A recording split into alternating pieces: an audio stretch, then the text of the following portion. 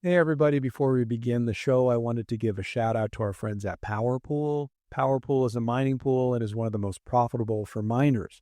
So if you have one miner at home or a fleet of miners at scale, point your workers to PowerPool to enjoy the best payouts. PowerPool supports a number of algorithms, SHA-256 for Bitcoin, X11 for Dash, and others. And of course, we're focused and we care about the most, S-CRYPT for Litecoin, Dogecoin, and now Bell's Coin, merge mining.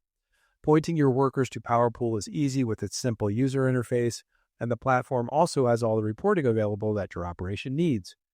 Typically, PowerPool extends a low 1% pool fee. However, if you register with the 84 million link in the show notes, you will lock in a sub 1% pool fee, which is excellent. Cheers, happy mining.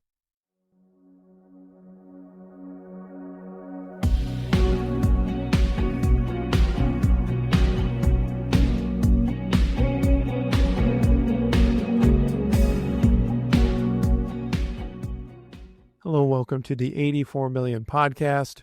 Today we're on episode number 36, and our guest is Omied Sadeghi. Let me give him an introduction here. He's the founder and head curator of the Omied men's beauty product line.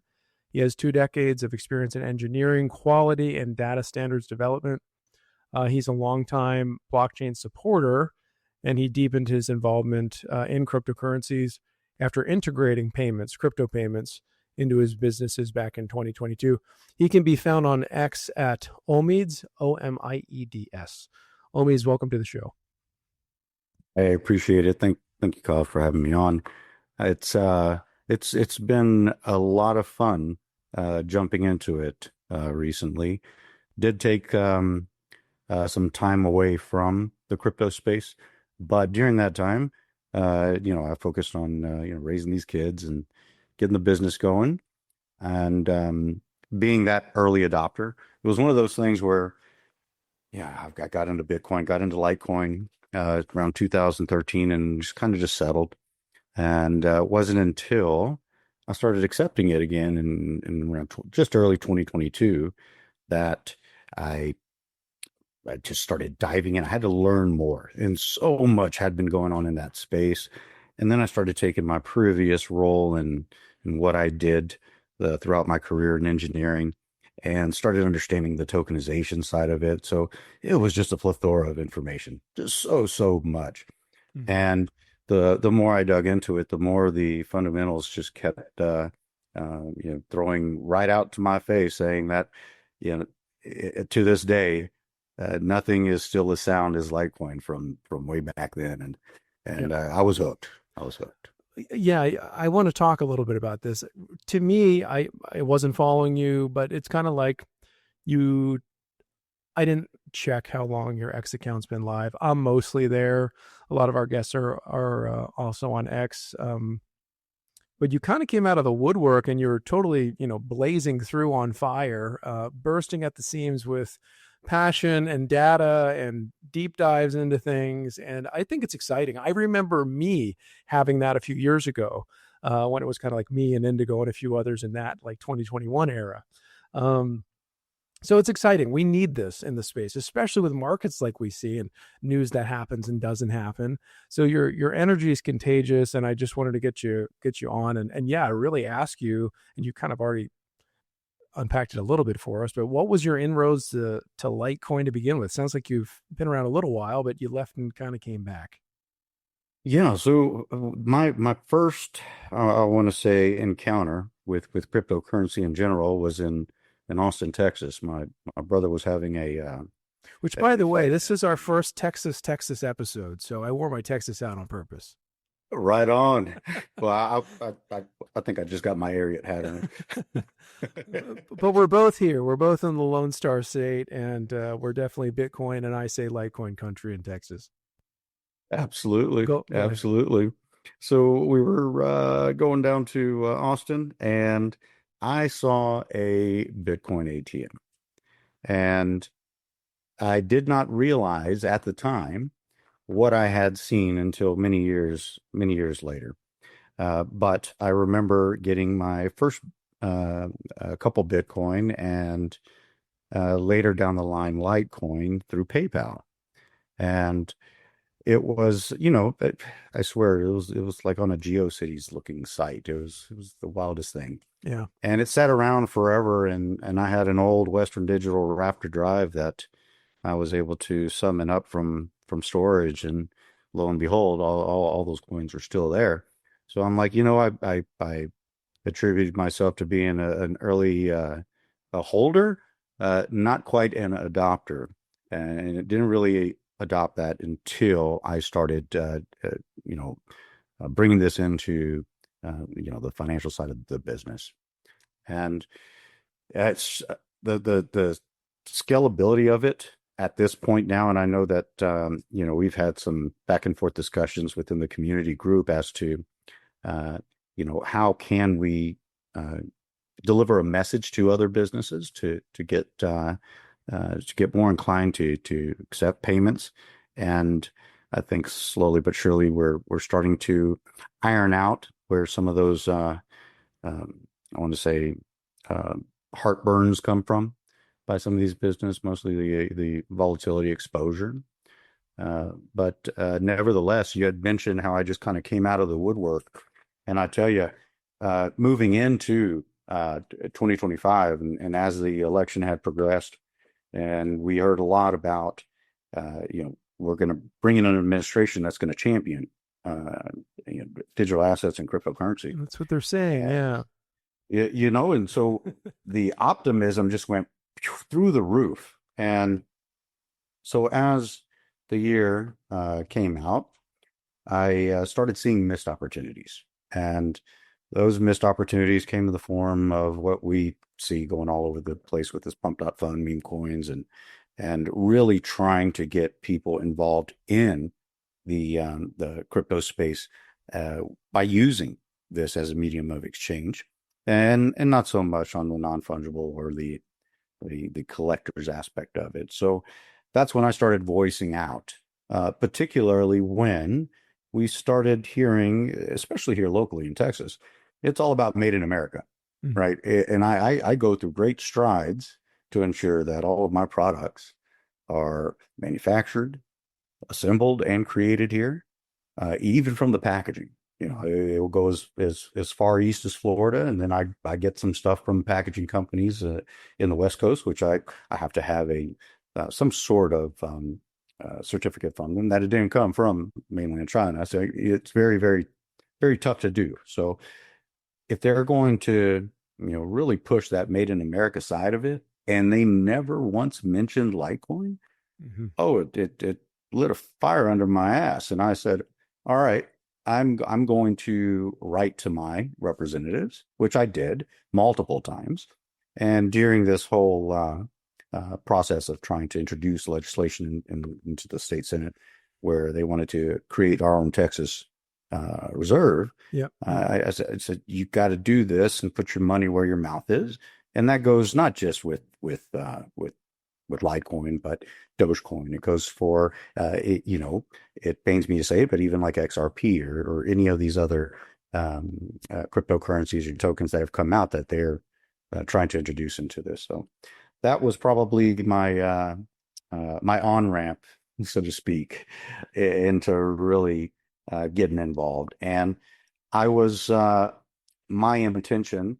Those two things when I started really getting back into Twitter or X. I first gotten on probably back 2008, 2009, and didn't really do much. I was a consumer, right? I wasn't trying to really engage much. I liked it because of the rapid accessibility to instant news and what have you.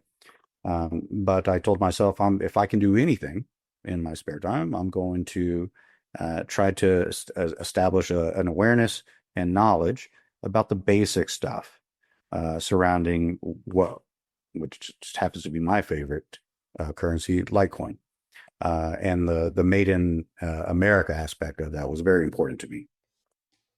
Good deal. And I think it's interesting that you bring up the political as well, because that is a big part of this. I do think the administration change with Trump going to the Bitcoin conference last year, and just even his previous administration on the way out, they were already lining things up for banks to custody. And I'm not saying you think that's a good thing. I'm just saying he was working with crypto or the crypto industry, and the traditional industries were already starting to work together to sort of integrate.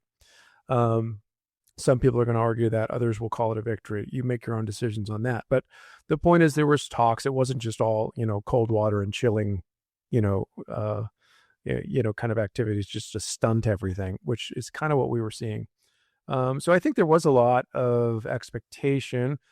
God willing, we get get delivery on it. It's still, more will be revealed on that. It's still early in the term, and politicians are politicians. But I do think there was kind of a reprieve in the space, and I think that was long awaited, if you will. So again, it's got to be fleshed out, and time will tell if these things actually manifest. But engaging with the political, I do think, is something that is necessary. I had Dennis Porter on the show. That's basically what he's devoted all of Satoshi Action to. They're not promoting Litecoin per se. Oftentimes they'll say it's a Bitcoin bill. It's really agnostic. They're protecting self-custody. They're protecting proof of work. The principles are the principles. And as you know, Litecoin and Bitcoin are basically twins. But I wish more were thinking of writing their representatives, at least in our theater in the United States. I imagine it's similar in other countries, and whatever their representation looks like there, I don't know. But I think that's a good place to engage. And I think if we don't voice that direction, there will be something established, and we may not like the shape of it. So we should be influencing the shape of government. So that's a challenge even to me. I'm one of the community, right? So, but those are good words. I do want to talk about your integration with kind of your business and things like that. Maybe you just want to tell us what your business is. I'm not even sure I know what the business is. Yeah. I know you said it was men's beauty products. So you can tell us about that and this, how you started taking crypto. So it's a business line that is completely dedicated to men's beauty products. I tend not to use the word beauty very often because of the feminine connotation to these big, bearded Texans down here. But it's everything from facial products, tinted moisturizers, and skincare products, along with beard grooming and balms and oils. There's a child company, Balm Boss, that does body butters, and so it is becoming more of an expanded cosmetics manufacturing operation, but it's a lot of fun. And it accidentally got into it. My background was in energy and chemicals, and so when you have a need for something, and mine in particular was skin and beard. I could not find the product that I wanted, so you end up making it, and next thing you know, you make a lot of it, and other people want it, and the rest is history. It just organically came through, and got very excited. It started off as just a little project, and then when COVID hit, it allowed a lot of focus to be put on things you can do around the house, and ideas to form. And so that's when it expanded off into other things like tinted moisturizers and UV skincare and what have you. Is it men's only though, or do you have feminine products now too? No feminine products. Because of the fragrance typically is a masculine fragrance, and everything is tied to that fragrance in the product line. So if we were to deviate from it, we have discussed some ideas and recipes for females, but also for pets when it comes to grooming. So mostly spritzes and hair conditioners. It's real big. All your big players are getting into it now, and it's a very profitable business right now. As you know, birth rates low, pet ownership high, so they're trying to treat their pets. Hopefully we can change that. But thank you for supporting our furry friends. So we're going off the rails here, but it's interesting. You're on the show. do you go to local ranches and get like, grass-fed beef tallow or anything to mix in with these products, or is it, or it's not necessarily Texan? Because I know It's not there's a lot of, necessarily Texan. I know there's a lot of tallow products, and I'm sure we could Yeah, organically source that within the great state. So either way, absolutely could. very, very, very good. I don't know if you're just online, if you sell, or you folks grab your stuff and they sell it, in their storefronts. I don't know how it works, but how were you taking crypto, or when was the decision to say, okay, we take dollars, we take credit cards, I imagine. What was the light bulb that went off that said we're going to start opening up to crypto? And was Litecoin the first, or was it among several that you take? It actually was the first and only for the longest time. And so the way that kind of occurred was when we moved the online presence to Shopify, and having Shopify POS all completely integrated both on the storefront side and online, allowed you to have all these third-party integrations, and those apps included BitPay. Well, hence my familiarity. If you've seen some of my posts regarding BitPay, I can't speak of many others. The payment platforms are very common, but it was BitPay that kind of spearheaded that for us. And the cool thing about these platforms, particularly BitPay, is that you can define what cryptocurrencies you want to accept. Mm-hmm. And so having the ability to do that could allow you to, market it as you accept made in America crypto, which is where I eventually had gone on to. And yeah, that's how we introduced crypto acceptance from folks online. Have you seen interest with folks wanting to pay with cryptocurrency? Have you seen it increase, stay the same? I mean, how would you compare? I would imagine many people are still using dollars, but I could be wrong. They certainly are. They certainly are. We are seeing a wider adoption. I'd say it was just over 19% this quarter. That's good. And Good. in doing so, we will provide incentives, and I'd like to see some expanded development on Litecoin, where we can introduce some sort of points, and that's something I wanted to discuss with the community once we got into Vegas. But offering them pretty significant and deep discounts on their follow-up purchases, a free item with the use of like when you typically something like a brush or an applicator, Mm-hmm. and that has incentivized them. And a lot of these folks, if they use something like a PayPal or a Venmo, it makes the on-ramping very easy. And the best thing on my side is that using BitPay, I can determine how I want to settle that on my end. Right. And we don't see too much on the stablecoin end. I can count probably on all my extremities how many times we've received USDC, and it's not very often. But for those businesses that do want to ensure cash flow is running, or they want to do payroll, take the step to do payroll and something like that, or pay invoices, that's where you'd want to have that stability in pricing tethered to fiat, so that these guys can know exactly where the books are. But even from that perspective, the books have gotten easier and easier. That's actually a great point, and I'm titling this episode "Litecoin versus Stablecoins." You put out a tweet a week or so ago. I messaged you about it, and I have to have a title, so that was the one. I think it's an interesting statement though you made, because you said there are advantages to taking Litecoin. Again, that was the first cryptocurrency you took, and you were Litecoin only. Our shop is Litecoin. Well, in crypto, it's Litecoin only. What we do take dollars and credit. But then you did add the stablecoin as you're describing now.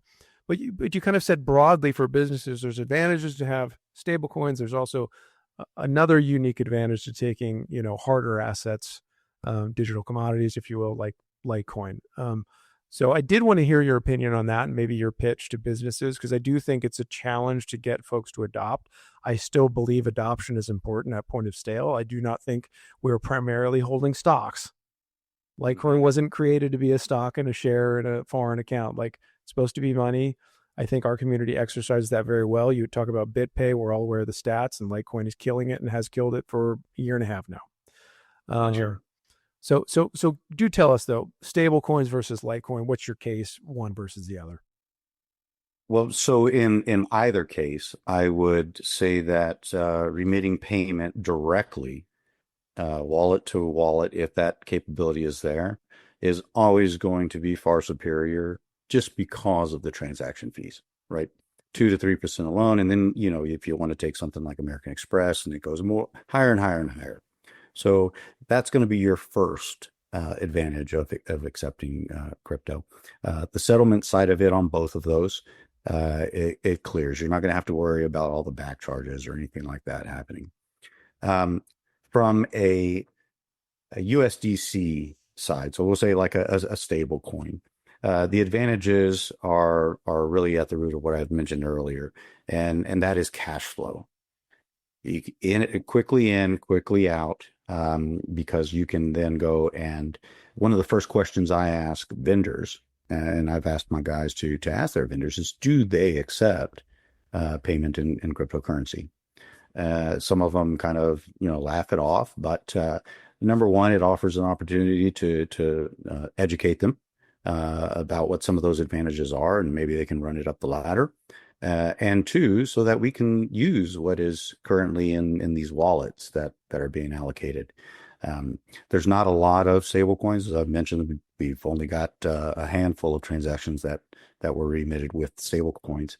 But when it comes to Litecoin, and since we've also expanded cryptocurrencies, if we're going to go wallet to wallet, BitPay is really not. I mean, not BitPay, Bitcoin. It's really not going to work too well with the turnaround time.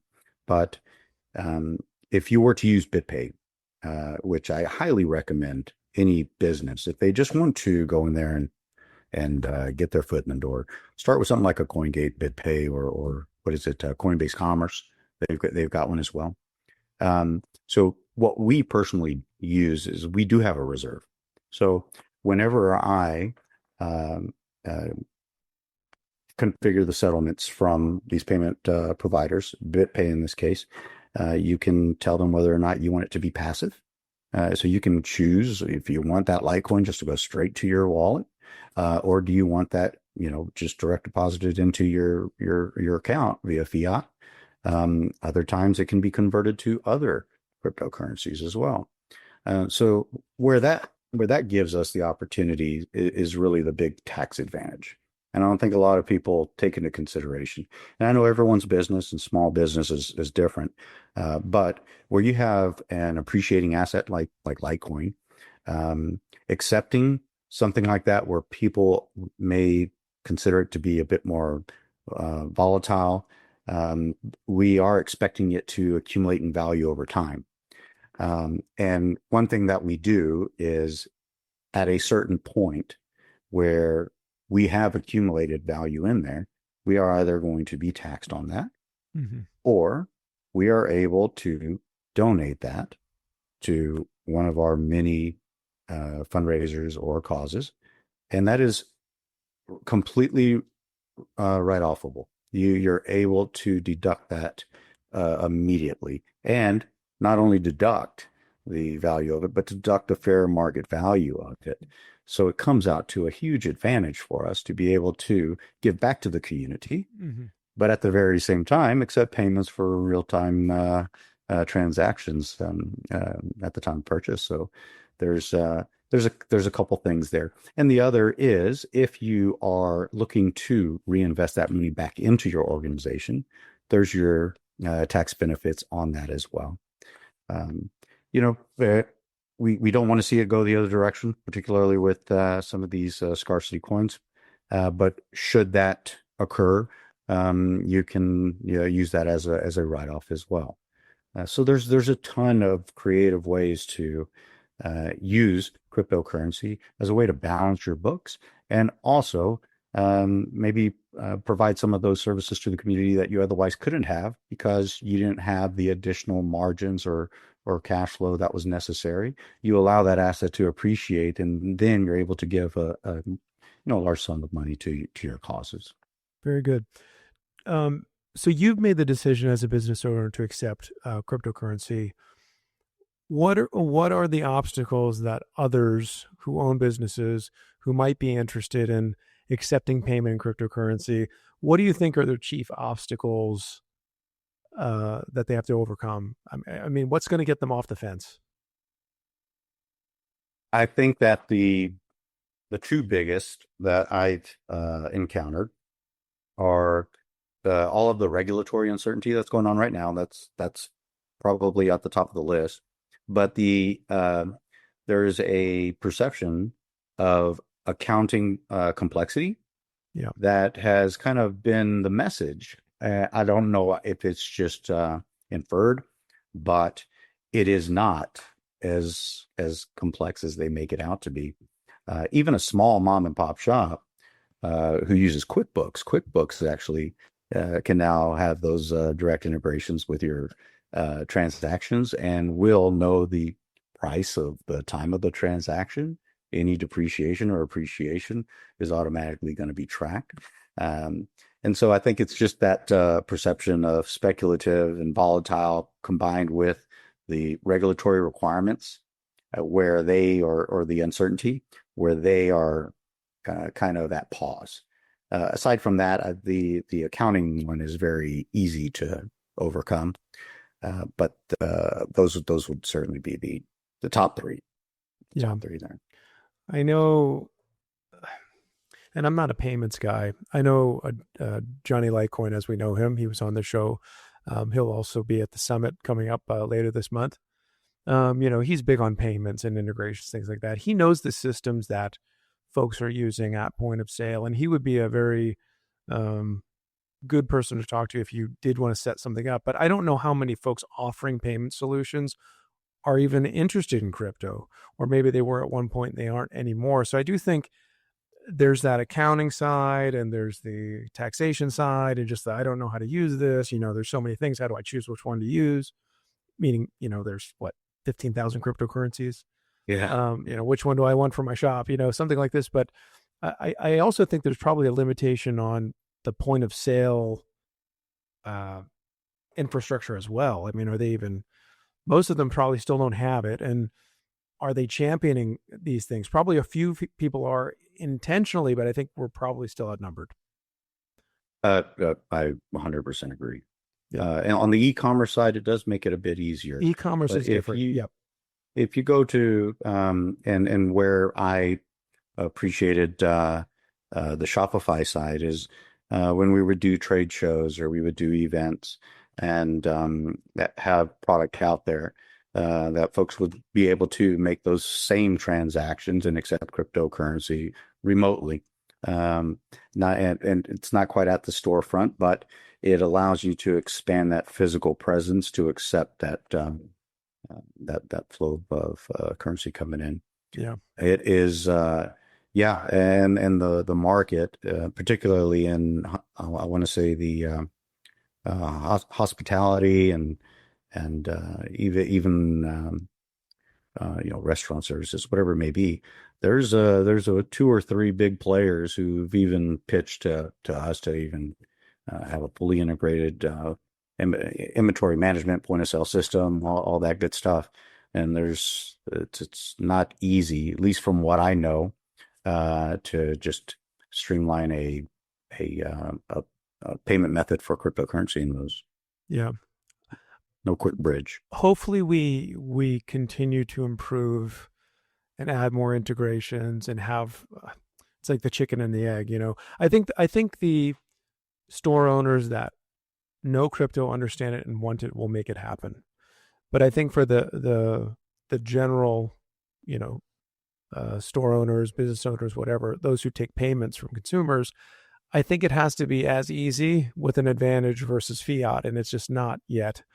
And again, with this kind of, this Bitcoin maximalism that says we don't even spend our crypto anymore, never sell it, don't let it circulate, this is a sin or something. How on earth are they going to ever build out this infrastructure if you're not even supposed to use it person to person, right? So Exactly. that's a big or not a stumbling block. It's a big setback to the advancement of the space. And again, that goes back to kind of some of the block wars stuff a few years ago, because we did have momentum in the early days of cryptocurrency to use it to buy your coffee, to use it at point of sale.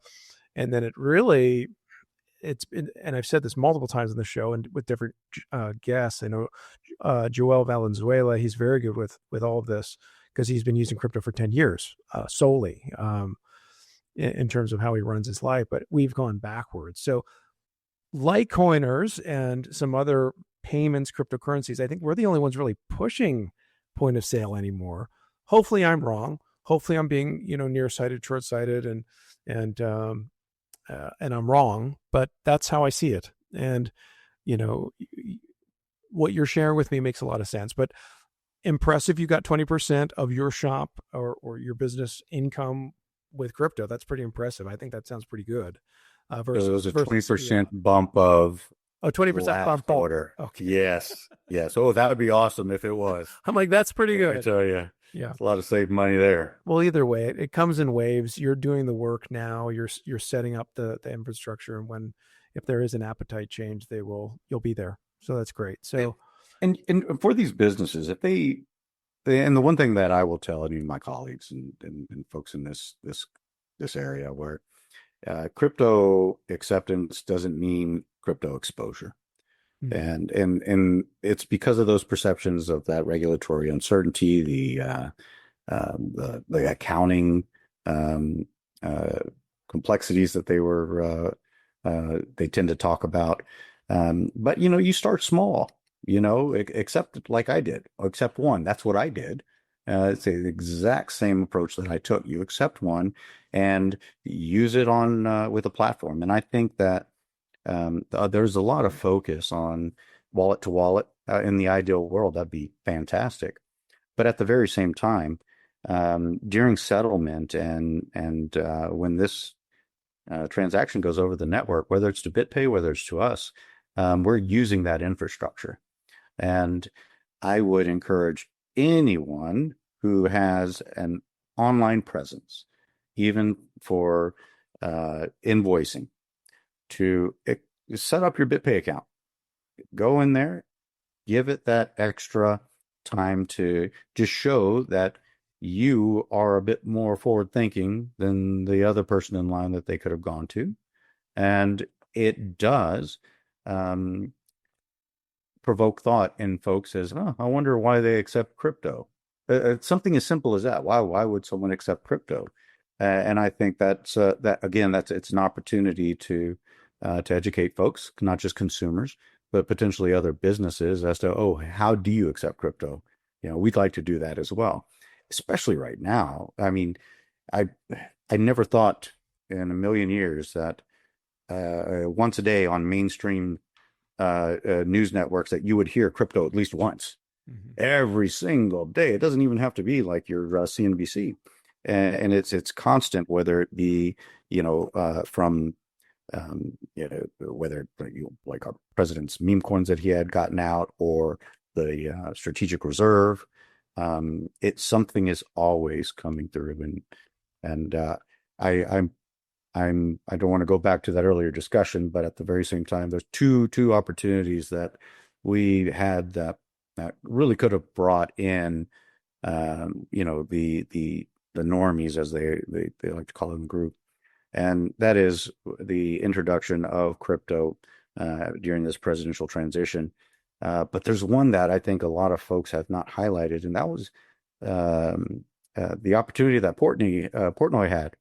When he did the whole gel stool for the Barstool Sports, the guy had a massive audience. He had a demographic that may have been on the betting side.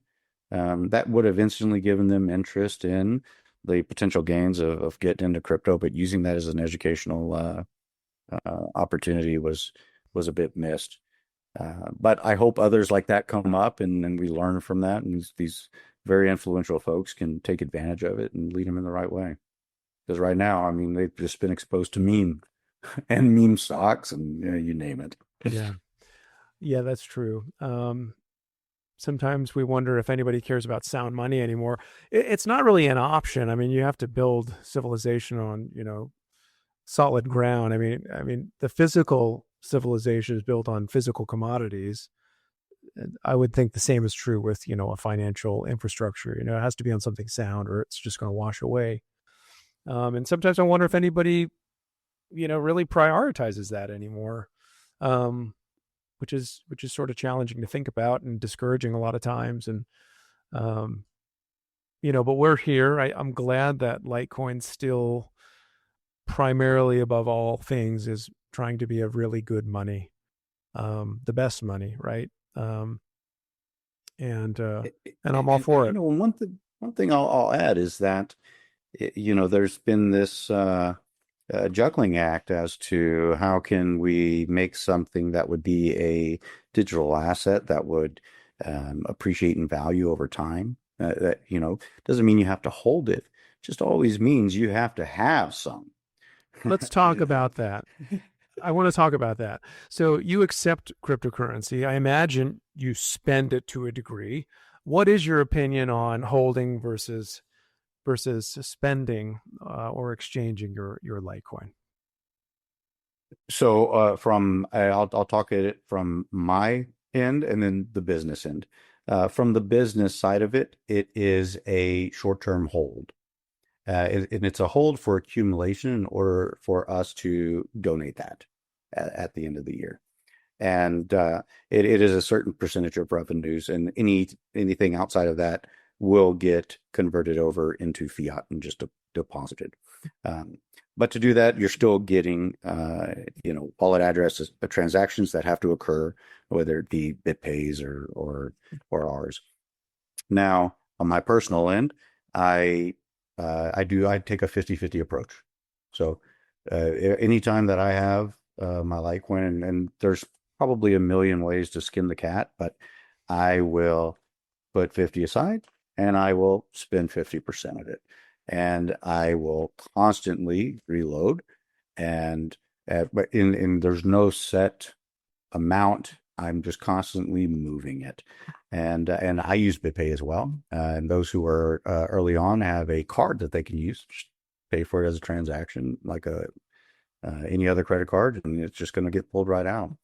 And I do hold on to that, and I have my bag of Bitcoin, but it's one of those things where the maximalist side of that has really turned me off of Bitcoin, and the influence that is being drilled down to everyone to say hold this is totally contrary to the entire philosophy of why that was designed and built. And without its usability, it's worthless. I mean, even gold has a very, very special utility. So if you can't make ends meet with that, then you're kind of just selling an idea, especially when it's coming from some of these big players who are massively accumulating. Yeah, I think the spending culture is at risk, and that's a big concern. Not as much in Litecoin. I think we're Yeah. living that the original ethos of the space. It's not really happening in Bitcoin anymore. Um, Now I think they're trying to win some of that back with some of the recent, what they're doing with core and things like this. Um, anyway, there's a tweet that just came out. I'll let it go. But yeah, I think spending is important, and I think oftentimes we like to think of spend, replace, spend, replace. I'm all for holding it. I think over the long term, it's going to do fine. But I've also spent more of it than than I could hold at any given time. I mean, it just changes, and I think that's just kind of different. We're just different in that regard. We haven't had some of those sort of poisonous ideas trickle down into our community, thankfully. I think from top to bottom, whether you're going to look at the Litecoin Foundation, they're very pro adoption, integration, use this as money, So I'm glad that really we're saturated. And we do have other things on. We have non-money uses of Litecoin too. We have, ordinals and things like this, runes. But I think we're saturated with a culture that prioritizes this being a money and this as a tool for spending. And I think that's really important. So, and that's where we're winning. I think that's why we have a great cryptocurrency for payments, if you will. Good deal. And it's not a very difficult concept for most if the demand for spending using Litecoin goes up, the appreciated value is going to increase along with it. And, for those who are purely in it to hold, we may see more of that occur with these custodians for these ETFs. But at the very same time, if that's going to increase the value of each coin, then it's fractional to spend. So I think that we are in a good position in that sense. I do want to bring up another kind of topic before we land the plane on the episode. You've been in a lot of spaces, and you're in some very public on X with your statements, but also in private groups and things. You're talking about Litecoin and different things and ways to promote it. But the John from the BivCiv podcast, he fleshed out some numbers on Litecoin over the past few weeks. And by the way, we're going to probably have him on the show. We've talked, just have to schedule it.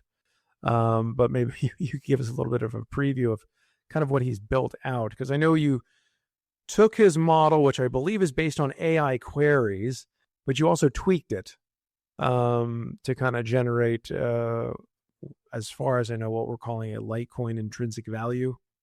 Am I correct? It's the crypto intrinsic value, but it would be our first coin was for Litecoin. But for Litecoin, so you're using the model to find a so-called intrinsic value based on these metrics for the asset in question, namely Litecoin. So what did you find? What did you do with his numbers? How do we understand his numbers? I'm just curious if you could give us maybe a TLDR on that. Sure. So first step was to do, and I had proposed a bit of a peer review of that model, the reference data that was actually being used just to validate that. So our community got together. We pulled all this information from Into the Block and everywhere else we have access to blockchain information. So John's model was a phenomenal start. There's a lot of analytics that are available out there, but a lot of them tend to sway in directions that don't go back to the fundamentals, right? So we started actually referring to it as a crypto fundamental value, because it was looking at things like active wallets versus your total wallets, abandonment ratios.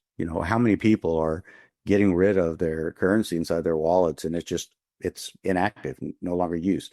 The total wallet count is a false or like a very, very bad metric to use, because there's so many promotions out where, you join an exchange or you join like a Robinhood back in the day, and they give you a Bitcoin. Well, your address is going to be generated at that time. It's going to be pegged to you. There's a wallet.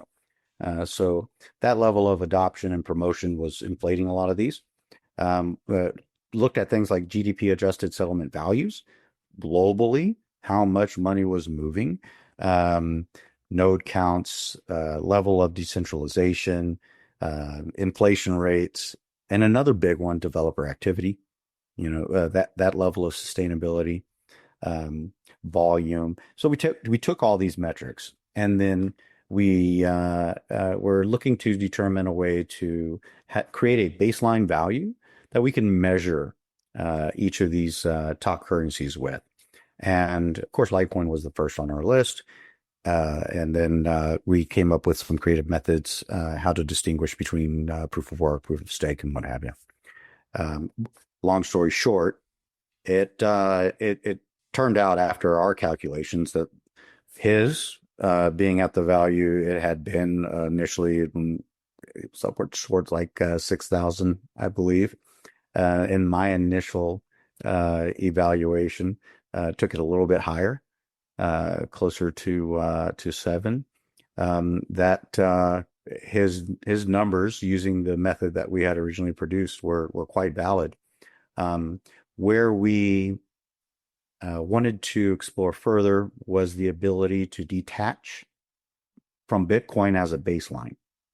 And the fear of always using Bitcoin as a baseline is because the fundamentals in Bitcoin are not being practiced, and therefore the value is extremely speculative, extremely speculative. So, as a result of that, we didn't want to use a model that would say your currency is so undervalued, right? Hundreds of percent, undervalued, thousands, and an artificial buffer needing to be created because everyone's trying to measure against Bitcoin. And next thing you know, another currency is meeting where we feel is the fair value. Next thing you know, it's Bitcoin has to create a new buffer. They say, well, Bitcoin, if that's the baseline, it has to be higher. We would just continue to push it further up, push it further up. So we took an aggregate and used a couple of methods of market cap and I want to say dominance of each of the key metrics that we took, and we blended them across the top five currencies in the market and used that as a basis. And it gave us some very realistic numbers. And I mean, fortunately and unfortunately, it illustrated just how overvalued Bitcoin is, but yeah, it's still worth a lot of money. Yeah, and it's interesting that six-ish kind of landing in that zone. If the market is allowed to do it.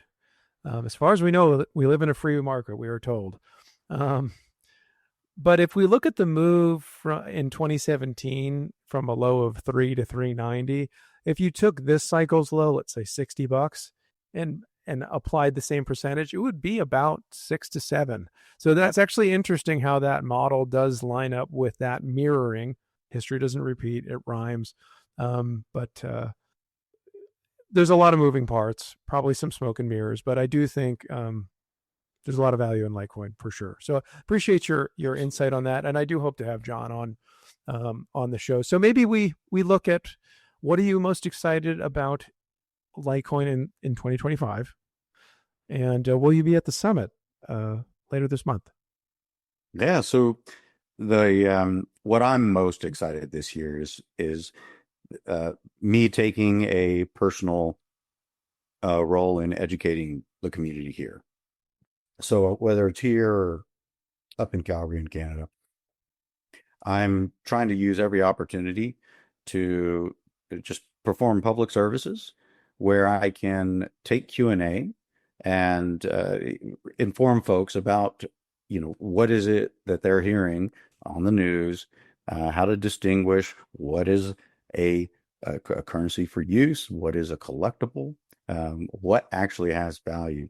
And I'm doing this not just to reinforce my belief in the future of Litecoin, but at the very same time, I'm really trying to get feedback to determine where the messaging in for the regular folks is kind of skewed or not coming through.